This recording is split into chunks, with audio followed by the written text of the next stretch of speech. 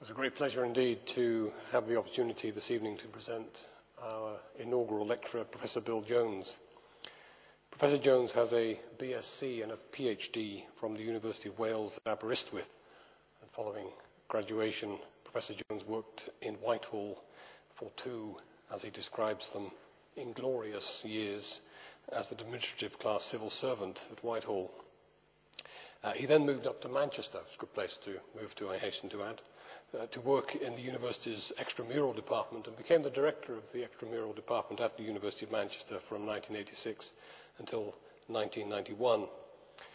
During that time, Professor Jones taught on a variety of courses, teaching British, European and international politics to the more traditional undergraduate students, but also given the extramural studies department's particular emphasis to adult students.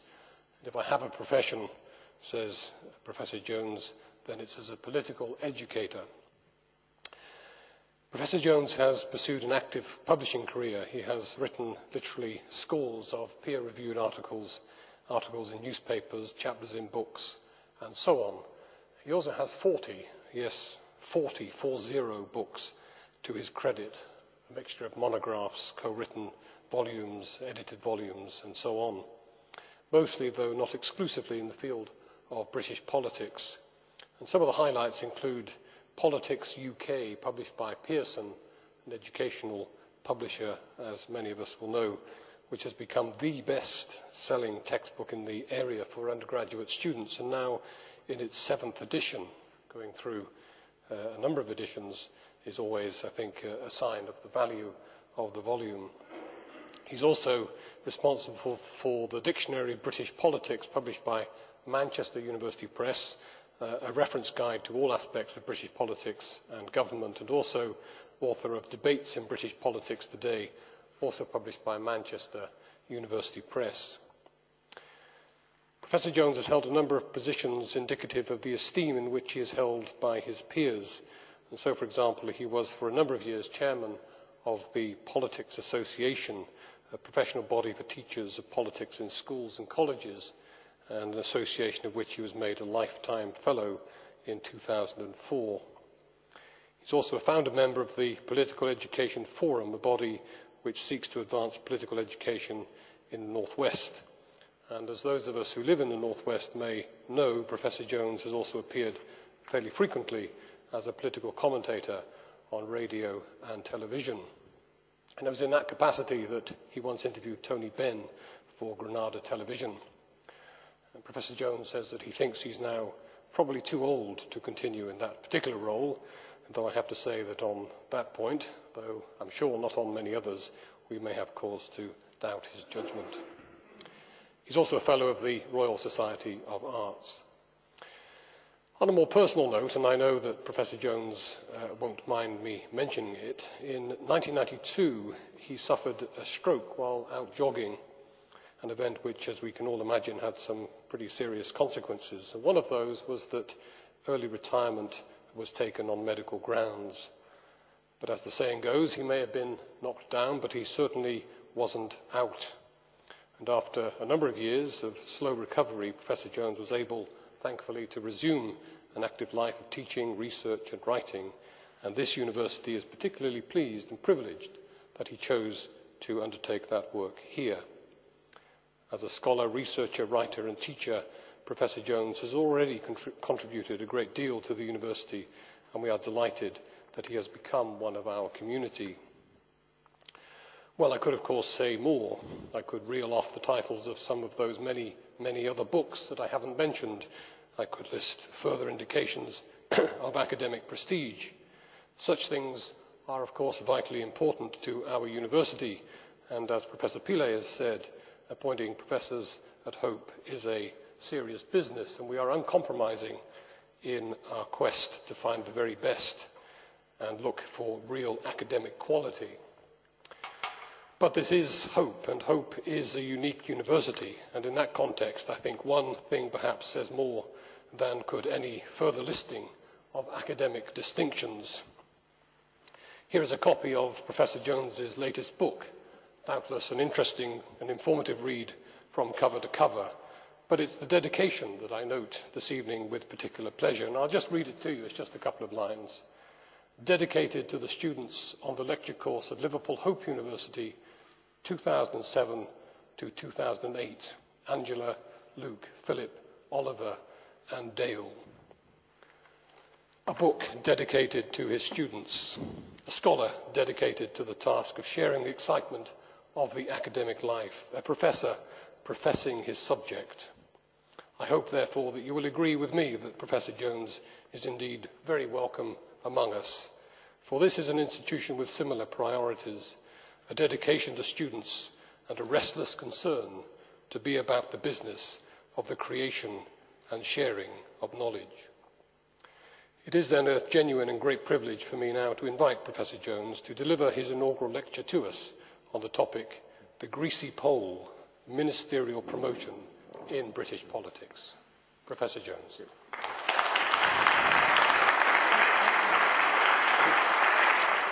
Professor Pillay, Professor Newport, Madam Dean, colleagues from the university, my wonderful colleagues from politics and history. I've never had colleagues as nice as you. I don't know why, perhaps I've just been unlucky or something.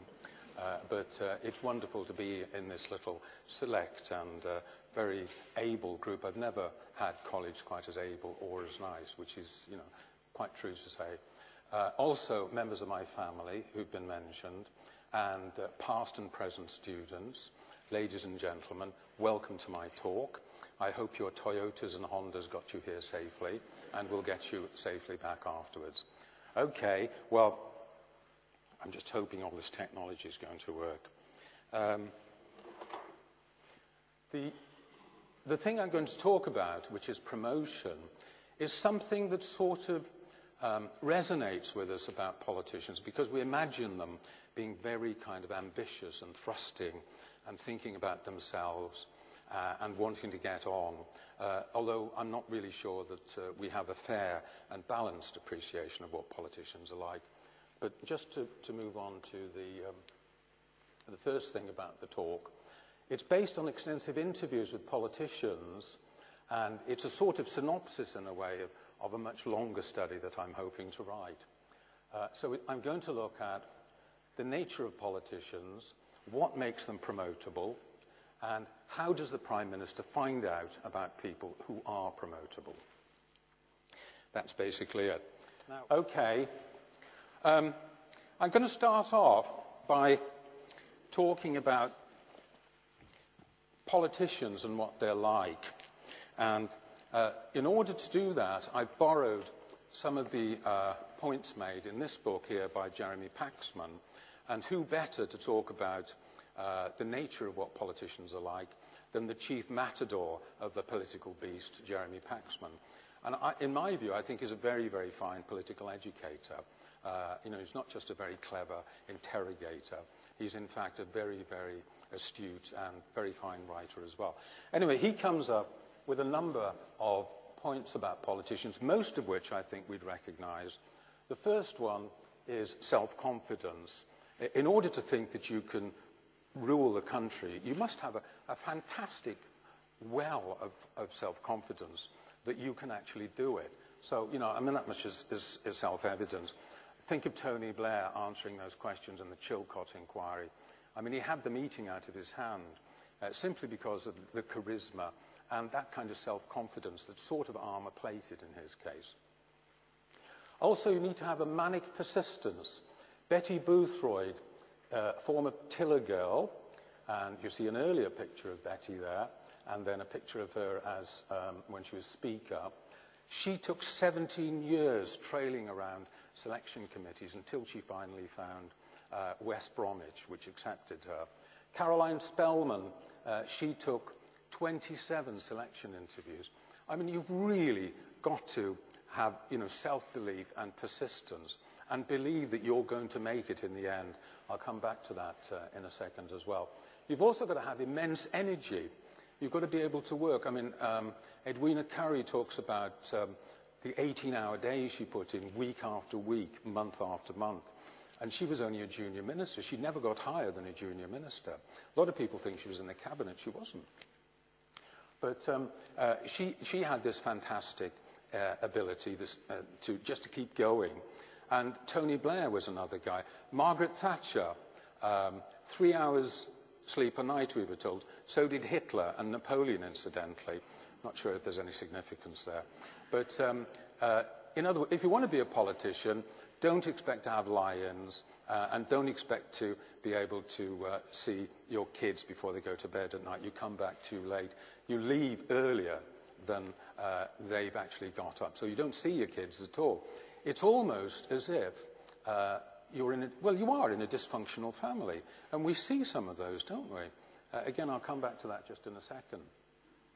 Unfailing optimism is another thing. And, of course, this is part, really, of the manic persistence, isn't it? But the optimism, I mean, if you look at Gordon Brown on the television the other night, and he said, well, yes, I think we can win. Yes, I think we can be the biggest party. Yes, I think we can get an overall majority. I mean, what planet is he on? I mean, what sort of optimism is that? Everybody knows that they're not going to be the biggest party. Everybody knows, and I was going to say I'd stake my mortgage on it, but I'm not a gambler, which is the final topic I mentioned there. I'd almost put my mortgage on the fact that David Cameron is going to be the next Prime Minister, which to me is a source of some regret. But, that's democracy, isn't it? We have to accept the people will speak. And I don't think they're going to really vindicate that sort of ridiculous optimism that people in the Labour Party have got. But just like a professional sportsman, you've got to feel that you're going to win the game before you actually get on the pitch. And I think politicians are a bit like that. Also, you have to be able to distill the evidence you need from a huge mountain of data that comes onto your desk. You've got to look through it almost like a lawyer for those points that are going to reinforce and bolster your political position. And the good ones can do that, and the bad ones just don't bother, and it's fairly obvious who they are. Also, you need to have loyalty. You need to be loyal to your party, loyal to your political leader, and sometimes you might not actually agree with either. I ought to say, really, you need hypocrisy as another quality, but not necessarily so. I think people try their best to be as loyal as they possibly can. So you need to have that ability. An endlessly supportive family. David Mellor and his wife and his children, if you remember, when he had that affair with Antonia de Sancha. It's funny, none of my students can remember that. I've just got a memory that picks up the lurid political gossip. And I say, do you remember Antonia de Sancha? No, they say.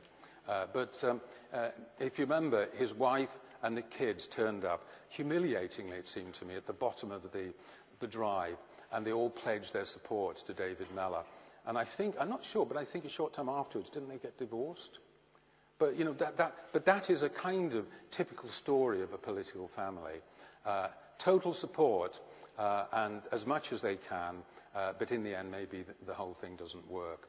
So you need to have those things if you want to enter the field of politics. It's extremely difficult. Also, the thing about being a gambler, a chancer. You must be the sort of person who can put the whole of their lives, the whole of their family, the whole of their future onto one square of the roulette wheel and hope that number is going to come up. That is the sort of person that you need to be. And it's a sort of weird collection, isn't it? But in addition to that, I've got my own gloss to add to these characteristics. And the thing is, I think politicians are just a little bit odd. And I think Churchill, for example, our greatest politician, was extremely odd. And I just give one quote there. Before the First World War broke out, he wrote to Clementine, Clemmy, "Everything tends towards catastrophe. I am interested, geared up and happy. Is it not horrible to be built like that?" Well, yes, I think it is, really. But that was the sort of person he was. He was delighted that the war was breaking out. Chaos was about to engulf everybody. And yet he was exalted. This was an epiphany for him. And as I say, that's odd. And politicians are a little bit odd. They're obsessive. This is Michael Heseltine, Tarzan. Politics is a life sentence. It's an obsessive, all-demanding, totally committing profession, stimulating, satisfying, stretching. It's a sort of illness in a way. It's a kind of disease that politicians acquire. What did Tony Benn say when he retired at 82? He said he was retiring to spend more time with politics. He just couldn't, you know, the last thing he'll say before he dies is probably something to do with politics. You know, he's so thoroughly a political animal. So, obsessive, narcissistic. I like this quotation. This is Edwina Currie, whom somebody said looked like somebody out of Dynasty when I showed this slide on an earlier occasion. This evening I went out to dinner at a flat in Smith Square. As ever with dinner parties, which were not part of my upbringing, I found it very hard work, just trying to be sparkling and interested in my companions. I'd much rather be the centre of attention. I mean, it's a very kind of disarmingly honest thing to say, but we know that most politicians, I mean, to a greater or lesser extent, have got this kind of look-at-me narcissism about them. They love to be in the centre of attention. And moving on, we have the person who gave the title to my talk tonight, who said to the electors of Shrewsbury, my hometown, my brother and I, Pete, that's where we come from, Shrewsbury, he said to a group of people long, long before my brother and I, "There is no doubt, gentlemen, that all men who offer themselves as candidates for public favour have motives of some sort. I candidly acknowledge that I have, and will tell you what they are. I love fame. I love public attention. I love public reputation. I love to live in the eye of the nation." When I write this book, that's going to be my title, Living in the Eye of the Nation. I mean, and I think it sums up so much, doesn't it, about the narcissism, about the desire, the self-confidence. Everything is summed up, really, in that particular, short sentence. So, living in the eye of the nation, Disraeli. Now, Charles Powell, who was Mrs. Thatcher's foreign affairs advisor, he picked on the fact it's the quality that separates politicians from the rest of us. It is the scale, the depth of the ambition and what they have to go through to realize it. For a politician, you have to be prepared to spend anything up to 20 years of forlorn existence on the backbenches, being whipped through the lobbies on subjects you know little about and care even less about, in order even to aspire to the dizzy heights of being a parliamentary secretary or a minister of state. In other words, it's a pretty chancy and miserable existence, maybe, if things don't, if your number doesn't come up on the roulette wheel. You could gamble wrongly. You could actually miss out and waste the whole of your life. The other thing is Estelle Morris, when she first entered the House of Commons, she said to a friend of hers who was in the cabinet, she said, "Tell me, what are they like, people in the cabinet?" As if really they were inhabitants of a different planet. And she said, the friend, who was in the cabinet, she said, "The good news is they're just like us. The bad news is they're just like us." Now, I think if you look at it, the first bit can't be true because we know they're driven, obsessive people, and we're not all like that. Otherwise, we'd be in a selection committee trying to get selected for the election on May the 6th. So, obviously, this isn't the whole truth. But I think the second bit we can kind of sympathize with. The fact that politicians are human, they're fallible, they're vulnerable, they're insecure, and they mess up. I think we can agree with that. The other thing is, it's a funny thing, isn't it? Weakness is a thing that inspires trust. I heard that guy, John Brown, the head of BP, he said to be a leader, you have to be arrogant, but you have to be humble. You have to show weakness in order to inspire trust. And it seems to me that politicians have been displaying quite a bit of weakness recently, but it's not really inspiring trust. But it seems to me that we're really a little bit too hard on them. I've met and interviewed loads and loads of politicians, and I genuinely believe that they have entered the business in order to try to make a difference. And all the people I've met and interviewed have said more or less the same thing. Things happen along the way. Maybe they lose their idealism. I mean, you look at Tony Blair. and it seems like all he wants to do is to become a member of the filthy rich. And I speak as somebody who was a huge, huge fan of Tony Blair. But, you know, he's changed, and he's disappointed me and many other people who used to support the Labour Party. So that's Estelle Morris. Now, let's move on to the process. And this, I think, is quite interesting. Who gets promoted? Well, it's obviously people in the cabinet, 20 to 25, junior ministers, parliamentary undersecretaries, ministers of state. Also, there's that kind of gaggle of PPSs, parliamentary private secretaries. These are the people who are like trainee ministers. They're not proper ministers. They get no salary, but they sort of sit in on policy committees, and they're part, really, of the emerging category of talent, I suppose. Now, the talent pool, and here's something, I've got something to say about this, which I think is possibly of some concern to our political system. John Hoskins, Sir John Hoskins, former head of Number 10 Policy Unit, claimed that the Commons could not staff a medium-sized multinational company. And so in other words, the talent pool, he said, is just not really big enough. Now, when you think, I thought, well, when I first heard that, I thought that's ridiculous. Tony Blair in 1997, 419 MPs, a majority of, what was it, 179. And you think, well, that's loads of people there. All these people who've striven like mad to be elected, they're there. There must surely be enough people to run all the big departments. I interviewed Tristan Garrell-Jones, fellow Welshman and former deputy chief whip to the Tory party. And he said, well, no. He said, it's not as kind of deep a talent pool as you think it is.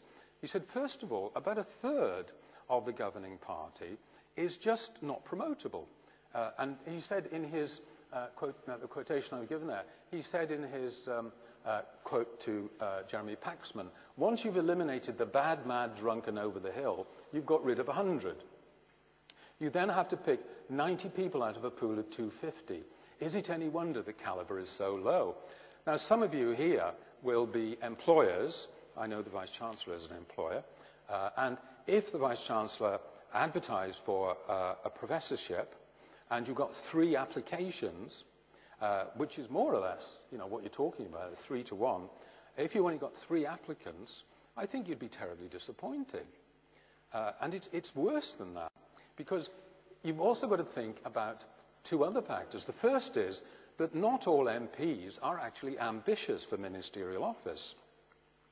I interviewed Bruce Grocott, who used to be PPS to Tony Blair, and he said, well, look, he said probably less than half of MPs actually want to be ministers. He said the fact is that a lot of people want to be things like select committee operatives. Some of them want to be like sort of gadflies, mavericks like Dennis Skinner. Not all of them want to have the responsibility of being a minister. Who wants to work 18 hours a day and sleep 3 hours a night? They don't all do that, but you know, you get the point. Not everybody wants to do the hard graft of being a minister. So you've got to take them out of the equation. I mean, does that mean from 3 applicants for the job, you're down to 2? Maybe. But there's another factor. Prime ministers have to get a balance. They need to have, like, people from Scotland, people from Wales, people from the left, the right, Eurosceptics, Europhiles, Brownites, Blairites, women, you know, quota of women, maybe the odd gay person, representatives of ethnic minorities. Now, to get that balance is difficult. Maybe there's not enough people in any particular category. The result is that probably there's less than 2 to 1, in realistic terms, that the Prime Minister can apply. I mean, when you think about it, it seems to me if you want the job, you just go and knock on the PM's door, and there's one there for you. It's not as easy as that, of course. But the point I'm making is the talent pool is not really a pool. It's more like a talent puddle. And I think that it's very shallow and it's not very big. And I think there's, you know, if we're looking for reasons why we're not governed very well in this country, I think that is a major factor. the fact that there's just not enough talent. All the evidence from Tony Blair and John Major is that they were worried about getting able people to do the work of governing the country. So that's something to consider and take away with you. Not sure that you can do anything about it, but it's just something for you to worry about, because we worry about everything, don't we? That's an additional thing to worry about. Next point, who decides? Well, this interested me. Who makes the decisions in a reshuffle? And I asked Bruce Grocott, who was PPS to Blair, as I said, and he said, well, it's about, you've got like senior ministers, people like Gordon Brown will be there, John Prescott used to be there, maybe Jack Straw was there. You'd have the odd civil servant chipping in. You'd have aides like Alistair Campbell. You'd have the PPS, Bruce Grocott, and so forth. So you'd have maybe a dozen or 14 people. It would be a sort of movable feast. But he said it's not really that scientific. He said it's quite chaotic. He said very often we'd do a reshuffle, and then we'd realize that we'd given one person 2 jobs. Or on other occasions, there was somebody, there was a point, there was one job we hadn't filled. And Charles Powell told me that they realized they hadn't got a particular cabinet post. And so he said, I went out, he said, for a call of nature. And he said, I happened to see a guy, he said, in our party. And I came back in and I said, hey, what about so-and-so for that job? And they said, yeah, okay. So, and he said, and this, I mean, I've only got his word for it, that's how David Mellor became was it Minister for Fun or whatever it was. So, I mean, there are examples of the system not working very well.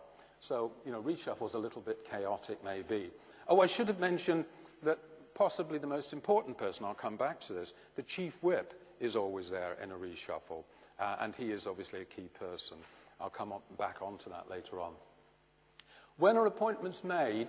Well, obviously when somebody dies or somebody resigns, then there's a reshuffle. Sometimes just one person can shake up the whole thing. But most prime ministers try to shake up, refreshen the team every 2 years. Well, the result of all this is that people don't really spend enough time in their posts. The average service is something like 1.4 years. Now, you think of that shallow talent puddle, or whatever I called it, and think about the fact, well, you're only in the job for 1.4 years. I mean, surely people are just getting the hang of it before they're moved. And again, that's another thing to worry about. You're going to be dead worried at the end of this evening. That's something else that maybe ought to be looked at, although personally I can't really see how you can get around it. What are the qualities that you require to be promoted? How do you become promotable in political terms? And I mean, there's 2 bits here. There's the bit like before you become a member of the cabinet, and then there's once you're in the cabinet. So really I'm looking at the first bit at the moment here with these quotations here. And Grocott said, in common with most of the people I interviewed, the House of Commons is really the forum that you have to demonstrate mastery in. If you can master the House of Commons, you've got, the foundation. You're at base 1, if you like.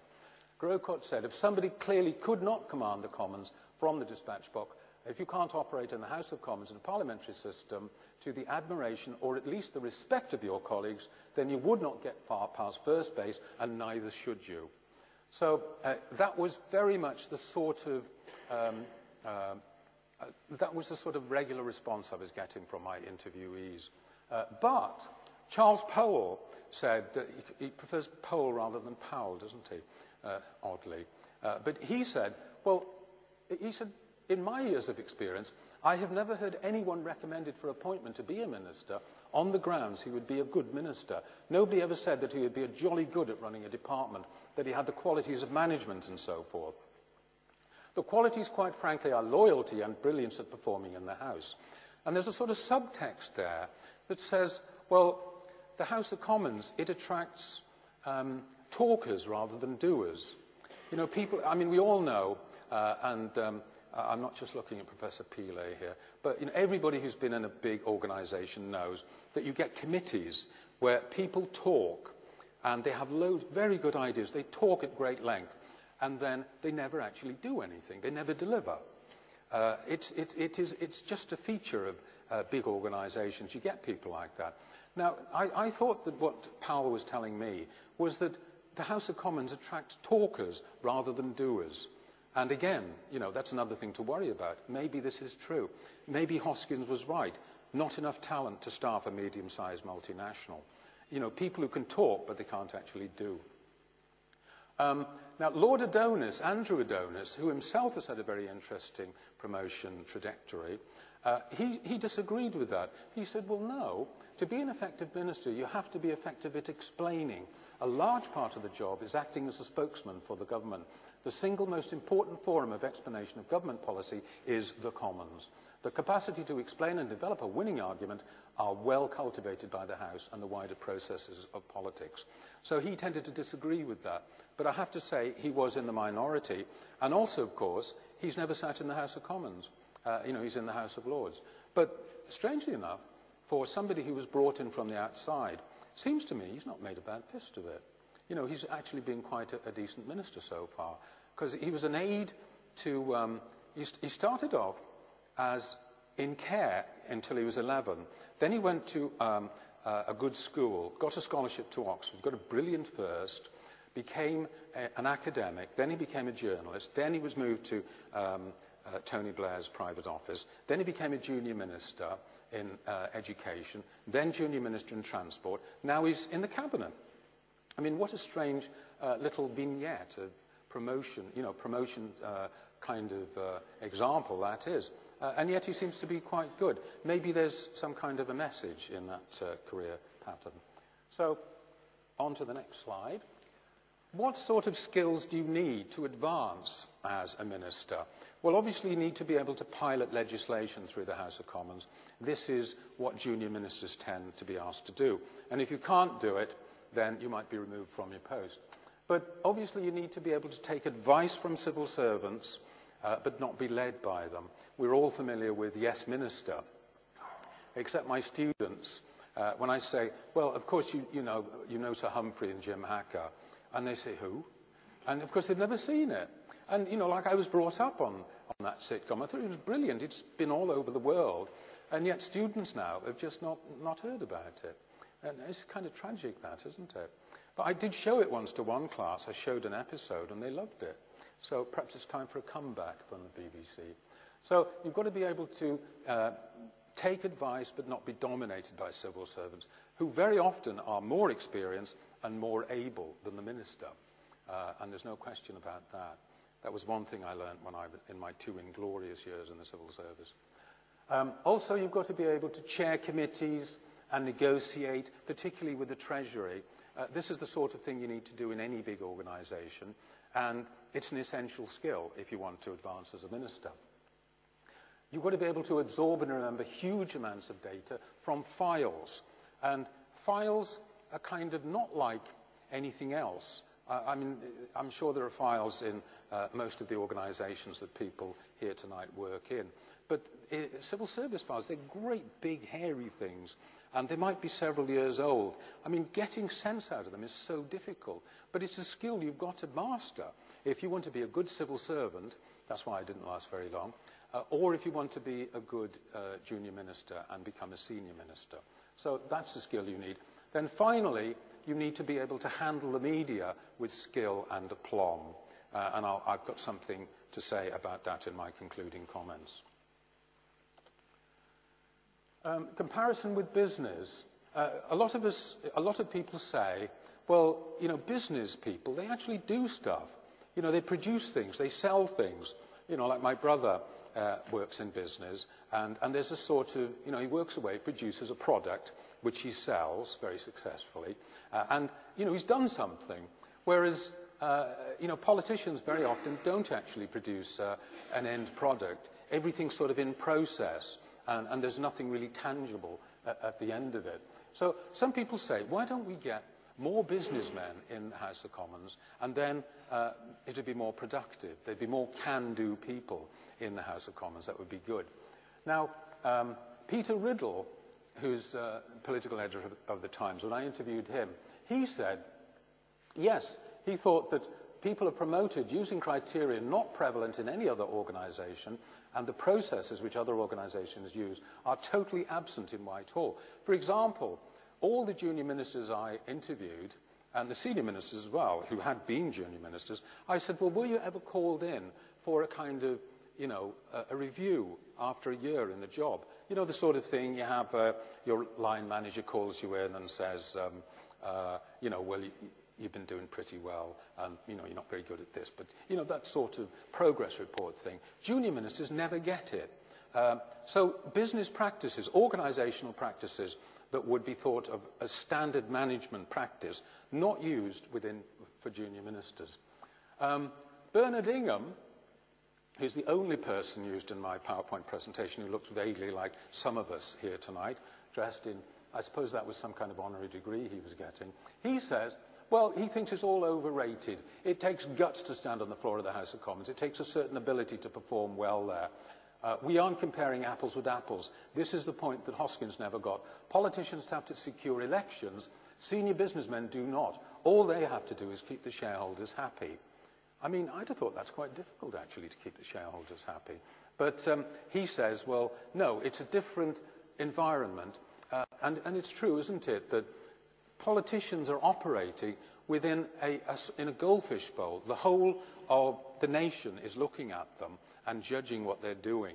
There's this kind of rather malign chorus, you know, sort of orchestrated by the press, that says, well, we don't like that, maybe we like that, we're not sure, we don't really like you either. So this is a really difficult environment in which to make policy, to do things. Maybe it's not like nothing else, and perhaps that explains why promotion is like nothing else either. One has to make one's own judgment. Right, promotion information flows. How does the Prime Minister get to hear of those people who are promotable? The first thing, well, let me say, I rang up and I interviewed Geoffrey Howe, and may I say, no disrespect to Geoffrey Howe, he's a very able minister, he was Chancellor of the Exchequer and so forth, but when you meet him, he's exactly the same as when you see him on the television or when he was speaking in the House of Commons. What was it Dennis Healey said about him? It's like being savaged by a dead sheep. It's a very soporific experience, I have to say, with Geoffrey Howe. And he said, well, there's no such thing as a system of promotion. It's all subjective. It's all down to the Prime Minister. It's really basically what he wants to do. So I then interviewed Garel Jones, and I said, well, you know, Geoffrey Howe says there's no system, it's all subjective. He's not true. He said, there is a system, it's called the Whip's Office. He said, if you're looking for the answer to promotion, he said, study the Whip's Office, because it's all about them. And, I mean, this is true to a certain, perhaps a large extent, that this is how the information flows in. Because whips are not just people who say, vote here, vote in this lobby or this lobby. They're people who are given a large number of MPs to sort of look after. And they have to find out everything about every MP, particularly in the Conservative Party. They have to find out about their finances, how their marriage is, their sexual activities. There's supposed to be a big black book in the Whip's office on the Tory side, where all this information is written down. I thought, how much would the News of the World give to get hold of that black book? Some people say it doesn't actually exist. I like to think that it does. So the Whip's office is a central player. It's almost like MI5 for party leaders, or the KGB maybe. So the Whips are people who keep an eye, they monitor everybody. Every speech that a young up-and-coming minister makes, that's watched, but listened to by a Whip, a report is sent in, and the Chief Whip gets that information. So when it comes to a reshuffle, and the Prime Minister says, well, what do we do about Parliamentary Undersecretary and, I don't know, business? Then the Chief Whip will say, well, what about so-and-so? He's doing well. People are saying that, you know, he's shaping up quite nicely.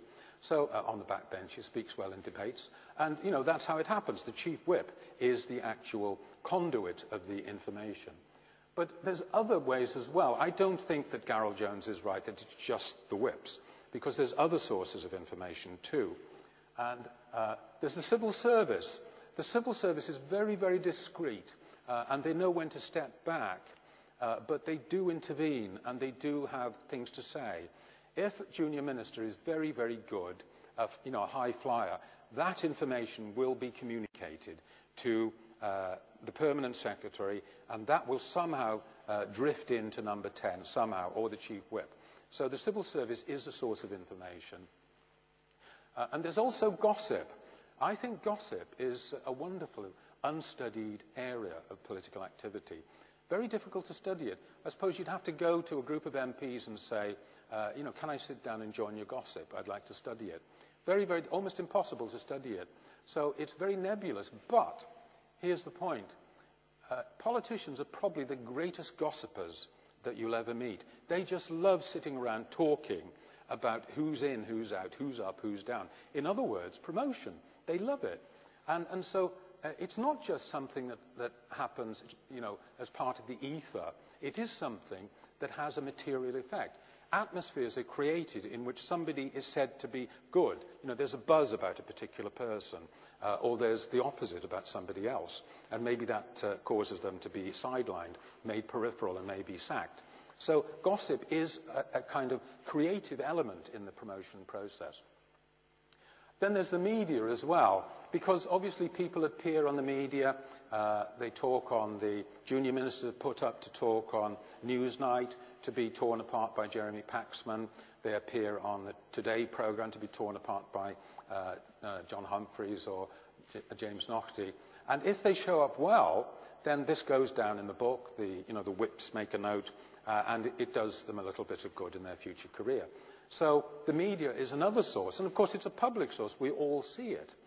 And if we think somebody's really able, then, you know, and there's a kind of high recognition factor of a politician, this again filters through. So even the public have a sort of indirect input via the media into the promotion process. The point I make at the end there is that once somebody's in the cabinet, he doesn't need the chief whip, he doesn't need the civil service, he doesn't really need the media, although he might actually be influenced by the way his colleagues perform on the media, because he's working with these guys or these women, and he sees for himself, so he makes his own judgment. So once in the cabinet, then all these information flows are kind of redundant. Now, self-promotion. We know that politicians are fantastically good at promoting themselves, because really that's what they do. They say, I'm really good, I should be in charge of bits of the country. So it's not surprising that they're quite good at blowing their own trumpet. And when I was in the National Archives in Kew, gathering material for this project, I happened to look at the file that Clement Attlee had just after he became elected. And there were a number of letters, there was one in particular I remember that said, Dear Prime Minister, many congratulations on leading us to this fabulous victory for socialism in Britain. I look forward to supporting you in this important work. Incidentally, I have a particular interest in industry and agriculture and would be very happy to undertake ministerial office should you choose to invite me so to do. And Attlee had written with typical sort of dry humour on this letter, better file this with job applications. And the guy didn't actually get a job. But, you know, it's something that politicians can do because they think, you know, it's this self-confidence thing. They think they're good enough. So why not write to the Prime Minister? Another thing that MPs do is to try to, if they haven't got the ear of the Prime Minister, then they try to influence the ear of somebody who has. And if you read the diaries of Alan Clark, very, very entertaining diaries, of course the notorious Alan Clark, who was a very, very good historian, but not much of a politician. Remember the time when Claire Short pointed out that he was completely drunk when he was making a speech in the House of Commons? She did it very politely, I thought. But, I mean, he really wasn't cabinet material, but he did everything he could to tell Charles Powell that he was. All the people I interviewed said he was a complete fantasist. He had no chance. But, you know, he tried very, very hard, and he wasn't the only one to try to influence aides to the Prime Minister. The other thing you can do, quite legitimately, is to whisper in the ear of the parliamentary private secretary to the Prime Minister, well, I wouldn't mind having a ministerial job. Now, I've already explained, this talent thing is not really superabundant. If somebody says, I'm really quite keen, and there are, shortages, because prime ministers kind of work through people, they give them a chance, then, they go back on the back benches. And Chris Mullin was somebody who was constantly talking to Bruce Grocott. He had 2 stints as a junior minister, didn't like them, gave up, and he said, well, I can have more influence as a member of the Select Committee, as chair of the Select Committee, than I can as a junior minister, which is, again, quite a worrying thing for him to say.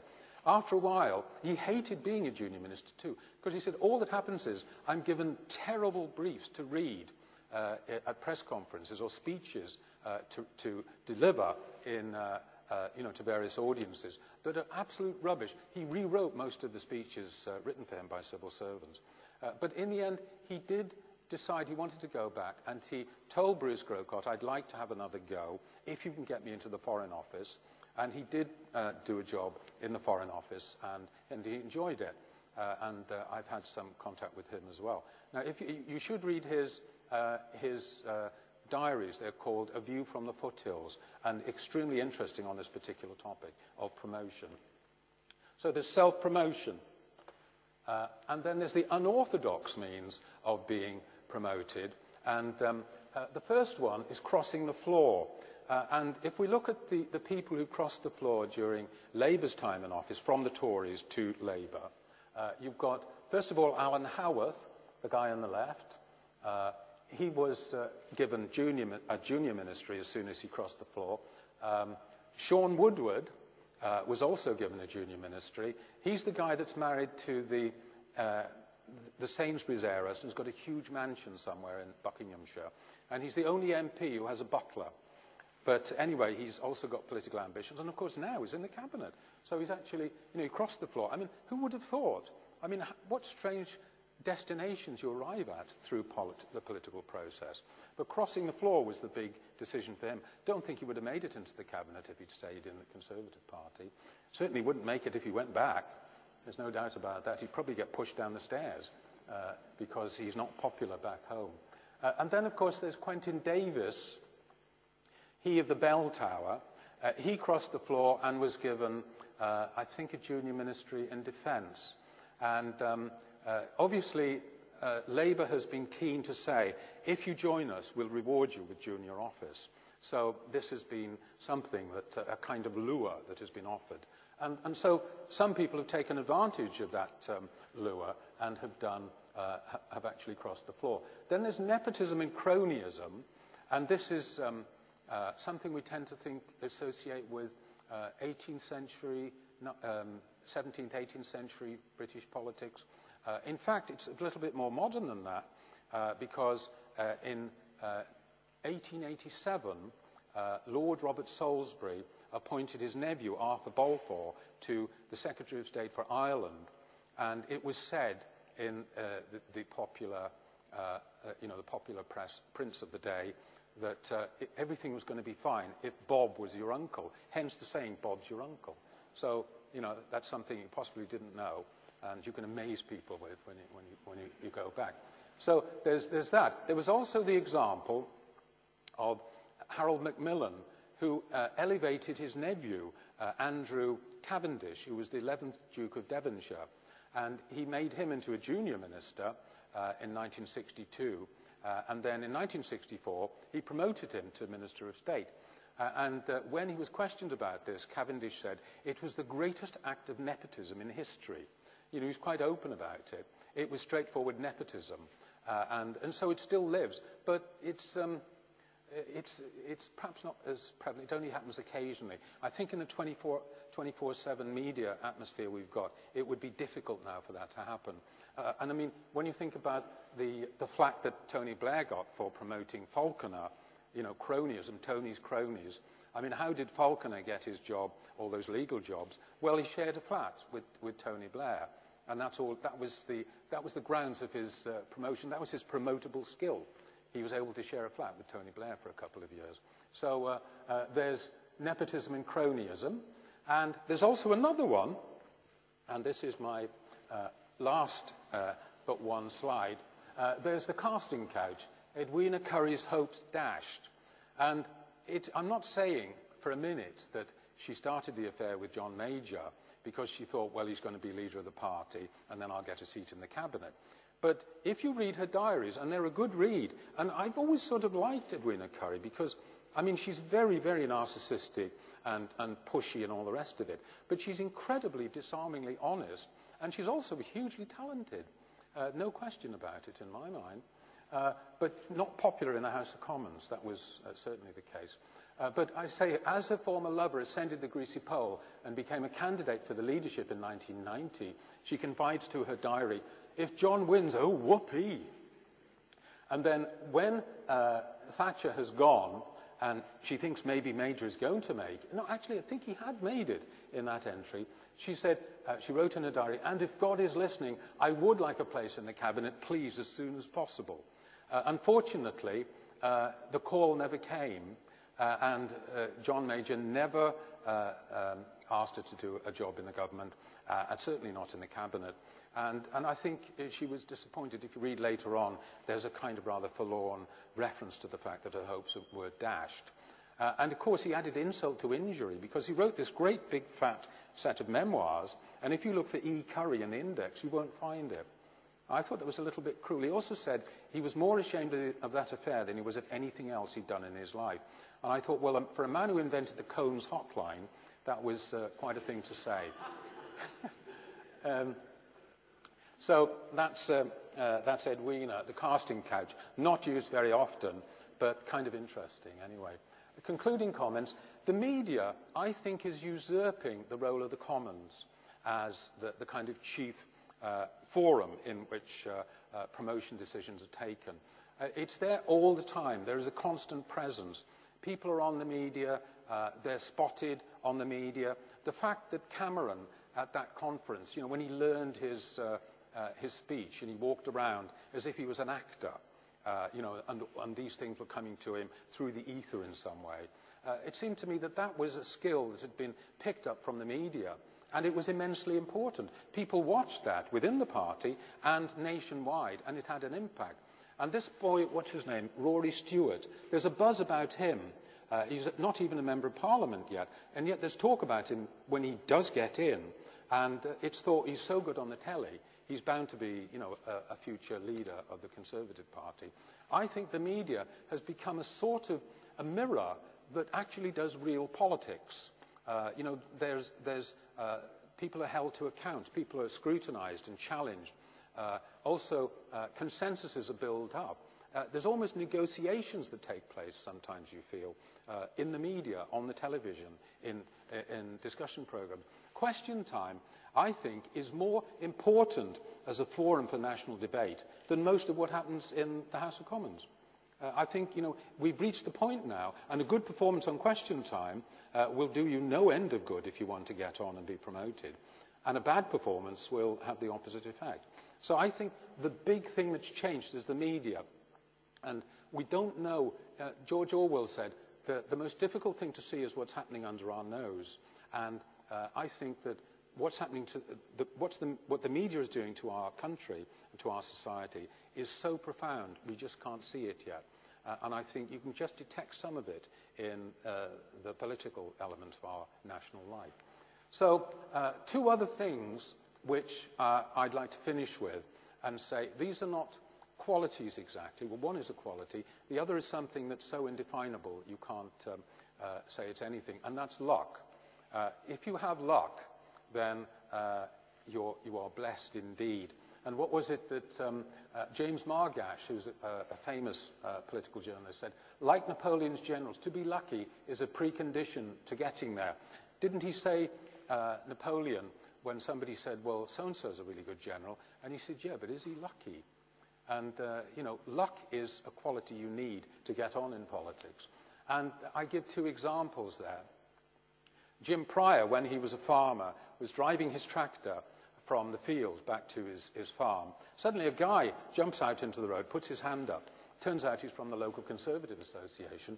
And he says, you're a young man. You're just the type of person we want. Almost immediately, he says in his memoirs, I found myself the prospective candidate for Lowestoft. Now, you know, how lucky is that? What if he put his hand up in front of somebody else on a different tractor? I mean, it wasn't pure luck. I suppose he'd heard of Jim Pryor and heard that he was, you know, a likely lad. And, of course, he ended up as Secretary of State for Northern Ireland and quite an important and powerful politician. The other example is Tony Blair, when he was trying to get onto the shortlist for Sedgefield. And he said, what happened was that the General Council was meeting, they were drawing up the shortlist, and Blair was not on it. So, you know, there was 6 or 7 or something on the shortlist. He wasn't on it. So John Burton, his ally, later his agent in the constituency, stood up and said, Mr. Chairman, I have here a letter from Michael Foot that says he wants Blair in the Commons. And so they all thought, oh my God, you know, he's got a letter from Michael Foot, the party leader. So Blair was put on the shortlist, wowed everybody with his speech, as one imagines he would, and of course a great political career was initiated. Now, if somebody had said, hang on, John, let's have a look at that letter, they'd have seen that it wasn't. It was a letter from Michael Foot, but it didn't say what he said was in it. So it was actually a lie. And yet, luckily, it wasn't found out. So, you know, luck, immensely important.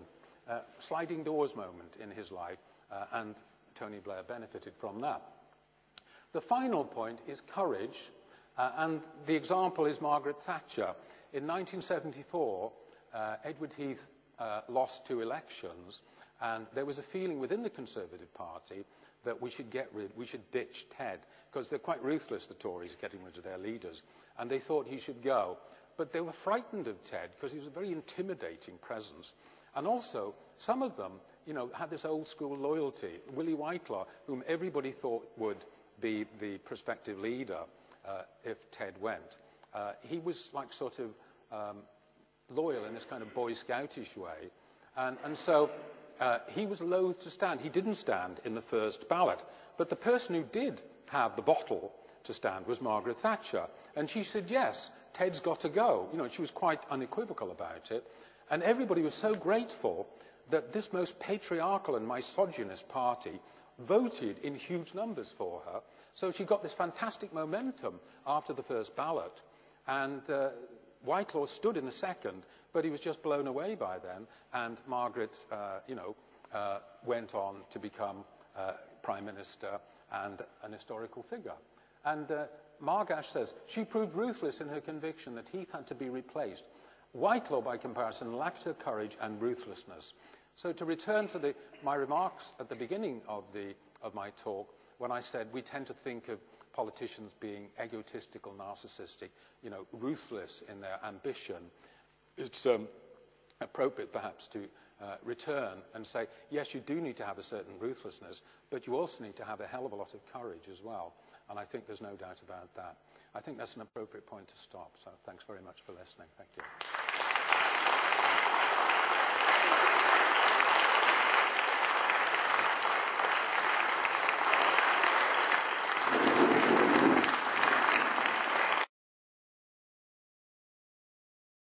Positions in the land appears to depend on an extraordinary mix of personal qualities and other factors, not least of which, of course, is luck.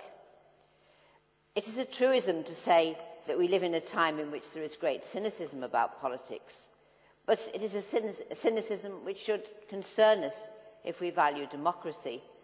And I, for one, have always liked to believe that at least some men and women enter politics, as Professor Jones suggests at one point, because they genuinely believe they can make a difference. Professor Jones presented us with some fascinating quotations. And in this respect, one of the most sobering for me was the quotation from Estelle Morris, who was told of members of the cabinet, "The good news is they are just like us, but the bad news is they're just like us." And perhaps this best explains the fall away from idealism into hunger for power and the maintenance of power at all costs. Politicians are just human beings with human frailty, which gives a new perspective on the oft-quoted remark that in a democracy we get the government we deserve. It is sobering to realise that the pool of talent is so small, a puddle of talent, that the Prime Minister perhaps has to pick 90 people out of a pool of 250. This provides a challenge to something I have always regarded as a given, that ministers ought to be members of the legislature. Whether an alternative would offer us better leaders or create a different problem by opening up a system of personal patronage is a matter for thought and debate. Professor Jones's examination of the qualities required for a promotion raises some extremely interesting questions. He reminds us that a successful politician, whatever else he or she might be, is always a performer. Whether it be a performer in that rarefied environment, the House of Commons, a performer on the green outside the Commons in front of a TV camera, or the much-prized slot of Radio 4's Today programme. Performance we associate with artifice, with spin. But the quotation from Andrew Adonis suggests another interpretation of the activity, although he doesn't call it performance, but rather the capacity to explain and develop a winning argument. Adonis is speaking of explaining in the forum of the House of Commons, but it has a wider application too. While we might slightly distrust the adjective winning with its suggestion of rhetoric, nevertheless, explanation, argument, discussion, even in the media, is surely the lifeblood of our democracy. While I have not often found myself in agreement with Margaret Thatcher's former press secretary, Bernard Ingham, there is surely some truth in the suggestion that this is a higher form of activity than keeping the shareholders happy. Professor Jones has raised many interesting questions about the British political scene, in which, as we have heard, he has wide-ranging expertise.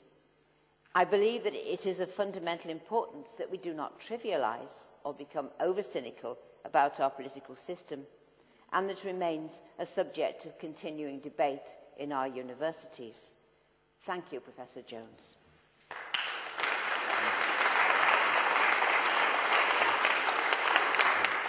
Ken mentioned earlier on that I had a stroke in 1992, and it completely flattened me, and I thought that was the end of my professional career.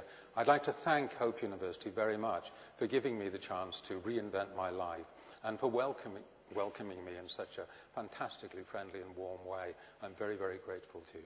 Thanks very much.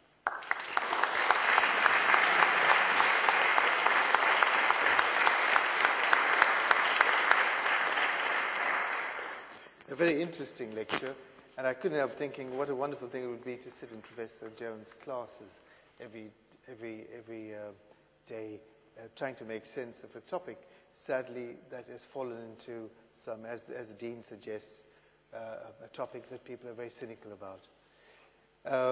It is true that our students don't know Yes Minister, but it's also true that they were born after apartheid came to an end. They were born after Mr. Mandela was released. They were born after the Berlin Wall was pulled down. And these are now entering university at 18 and 19. And probably in all their years at school, only remember the Labour Party being in power. And probably don't know any other minister besides Mr. Brown and Mr. Tony Blair. The cynicism, therefore, I think is a very worrying concern for people who don't engage with politics and don't engage with keeping our country a living democracy. And when you consider the percentages that turn out for elections in Africa and Asia, where we think democracy is greatly needed, and then compare them with the percentages that turn out to vote in this country, you worry about the strength of our democracy in the future. I was grumbling with the Dean, let me confess, in the room waiting to come in, grumbling that there were not head teachers here, people who are in charge of teaching politics in schools and colleges. I know there is one here, I've discovered. But it would have been wonderful if the schools who use Professor Jones' textbook were here to listen to him, because we are looking to get bright young people into the study of the humanities, and certainly to do politics here. We've got a great team, and I'm very grateful for you affirming the competent department we have, and certainly expressing your own joy to work with them. And of course, let me say, Professor Jones, what a delight it is to have you with us, building a strong department and building a serious academic humanities division. So thank you very much, and thank you for your contribution. It is our custom on these occasions to give the newly inaugurated professor a token to remember the evening, and may I invite Professor Jones to receive this plaque. Congratulations. Yeah. Thanks very much.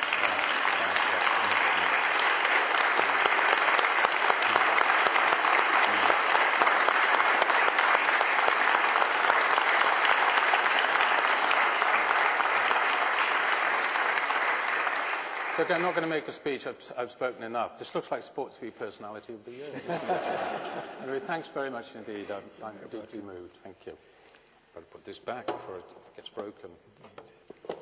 Thank you. And ladies and gentlemen, thank you again for joining us. May I remind you, before you go, to take a newly published pamphlet so that you'll know which are the other inaugural lectures in what we call the Spring Series.